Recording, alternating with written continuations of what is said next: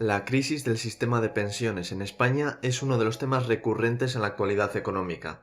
Se cierne sobre nosotros el llamado invierno demográfico, que es la reducción del ratio de trabajadores por pensionista debido a la poca natalidad, el alto desempleo estructural y la mayor esperanza de vida. Vale, puede que no sepas cómo funcionan en términos generales las pensiones españolas, y déjame que te lo explique. Tenemos lo que se conoce como sistema de reparto, que es que los trabajadores actuales pagan las pensiones de los jubilados actuales, a cambio de que los trabajadores futuros paguen sus pensiones futuras. Y te preguntarás, ¿y qué pasa si no hay suficientes trabajadores futuros?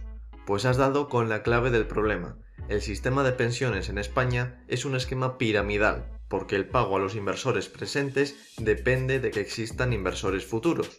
Y si estos últimos no son suficientes para pagar a los inversores presentes, entonces significará que los que hoy en día son trabajadores y pagan las pensiones presentes no podrán cobrar pensiones futuras. Pero no pienses que estos impagos serán repentinos y que se anunciará a bombo y platillo que la Seguridad Social española está quebrada. Nada más lejos de la verdad, puesto que tienen en sus manos la capacidad de cambiar las leyes y las políticas económicas, la bancarrota de las pensiones públicas se ha manifestado de forma muy sutil. Este sistema piramidal era especialmente generoso en su origen. Antes de 1985 solo hacían falta 10 años cotizados para tener derecho a cobrar el 100% de la pensión a los 65 años, que además se calculaba como la media de los 2 últimos años cotizados. Esto era extremadamente ventajoso. Pensad que un trabajador podía estar empleado en el mercado negro sin pagar impuestos durante 3/4 partes de su vida laboral, y después solo tendría que trabajar 10 años de forma legal para cobrar una pensión durante toda su vida. Pero claro, algo así no era sostenible, así que llegó la primera reforma del sistema. Aquí se pasó a 15 años necesarios para cobrar la pensión, y su cálculo se hacía con el sueldo de los últimos 8 años trabajados. Y en 1997 llegó otra reforma de aún más calado que la anterior, porque el sistema seguía siendo insostenible. Ahora trabajar 15 años valía para cobrar el 50% de la pensión, pero si se quería llegar al 100% había que cotizar durante 35 años. Además, para calcular la prestación se usarían los últimos 15 años y no 8, como hasta entonces. Y hoy en día estamos con una edad de jubilación de 67 años, 37 años necesarios para cobrar el 100% de una cuantía que se calcula tomando los últimos 25 años de salario, y unas cotizaciones sociales que ya no son suficientes como para pagar la sanidad pública, algo que antes sí hacían. En las últimas 4 décadas lo que ha habido ha sido una serie de impagos parciales por parte de la Seguridad Social, cuya pirámide es insostenible. Y no creáis que esto se queda aquí. En el futuro se seguirán aplicando recortes con nombres bonitos, como factor de sostenibilidad, para maquillar lo que es un incumplimiento de una promesa que estamos obligados a aceptar, puesto que la participación en el sistema público de pensiones es obligatoria para trabajadores y para empresarios. Habiendo fallado el estado hipertrofiado que tenemos a la hora de garantizar una jubilación para la gente, es hora de abordar cómo podría funcionar un sistema de pensiones privadas, es decir, un sistema de capitalización, donde el ahorro de los ciudadanos sea para pagar sus propias pensiones futuras. Pues veréis, actualmente las cotizaciones que paga el trabajador son del 6,35% de su salario bruto, pero a esto hay que añadirle entre el 31,4% y el 37% que paga el empresario en nombre del trabajador, y esta es una jugada maestra del Estado, que ha hecho pensar que como esto lo paga el empresario, al trabajador ni le va ni le viene. La realidad es que el trabajador está soportando unas cotizaciones totales sobre su salario bruto de como poco el 37%. El salario modal, es decir, el más frecuente en España en 2019, fue de aproximadamente 18.500 euros brutos.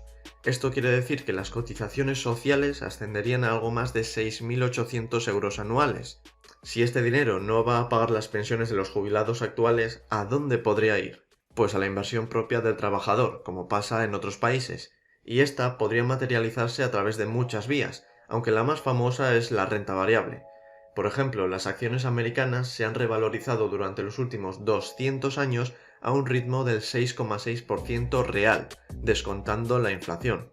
Usando una calculadora de interés compuesto, tenemos que si alguien dedicase 6.800 euros al año en pagos mensuales durante 37 años, se podría jubilar con 1.000.000 de euros reales, que parece una cantidad suficiente para vivir sus últimas décadas. Y recordemos que hablamos de un salario modal, menor que el salario mediano y mucho menor que el salario medio. Pero ¿habría oportunidades de inversión para todos? ¿No se saturarían las bolsas con tanto dinero fluyendo hacia ellas? En realidad hay que pensar que si todo este dinero se destinase al ahorro y no al consumo, lo que pasaría sería que muchos más proyectos empresariales verían la luz, puesto que conseguir financiación sería más sencillo. Además, ello supondría aumentar el stock de capital de la economía, haciéndola más productiva y aumentando los salarios, en un círculo virtuoso de crecimiento. Así que con más empresas cotizando en bolsa y más empresas en las que se pudiese participar, no significaría una saturación de los mercados.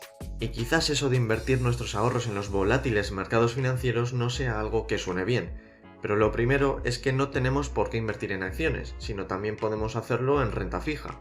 Pero debemos tener claro que eso supondrá una rentabilidad mucho menor, y en épocas como la actual desde luego no es la mejor idea. Y lo segundo es que hemos de ser honestos y reconocer que la decisión es entre invertir nuestros ahorros en ciertos activos del mercado o invertirlos en las promesas que hacen los políticos. Y es que las pensiones no están garantizadas, como hemos visto con las continuas reformas que se han practicado y con el futuro tan negro que se espera. Así que entre estas dos opciones creo que es mucho más atractivo invertir los ahorros de los trabajadores en una empresa real.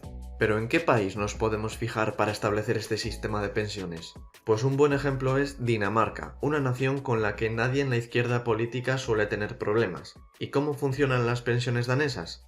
Mirad, existe una pequeñísima pensión pública de reparto, y digo pequeñísima porque es como máximo del 17% del salario medio. En España esto equivaldría a unos 4.150 euros al año como tope. Multiplicado por el número de pensionistas actuales, incluso si todos recibiesen este importe, sería equivalente a un gasto total de 37.000 millones de euros, solo un 3% del PIB de 2019. Actualmente, en cambio, el Estado gasta en torno al 11% en esta partida. Y el resto de la pensión vendría del ahorro privado que hemos comentado, que suele estar fijado por la negociación entre trabajadores y empresarios, cuyo porcentaje es similar al que hemos usado para nuestro cálculo anterior. En definitiva, las pensiones públicas están quebradas, lo queramos así o no, es la realidad. Cuanto antes aceptemos eso, antes podremos ponernos manos a la obra para pensar en cómo abandonar sus ruinas y saltar a la capitalización personal. Este es un sistema que se aplica mayoritariamente en casi todos los países del mundo desarrollado, que no se enfrentan a los problemas ni al control estatal que existen en España. Las pensiones privadas son el camino para que los ancianos dejen de depender de los políticos en la etapa más delicada de su vida.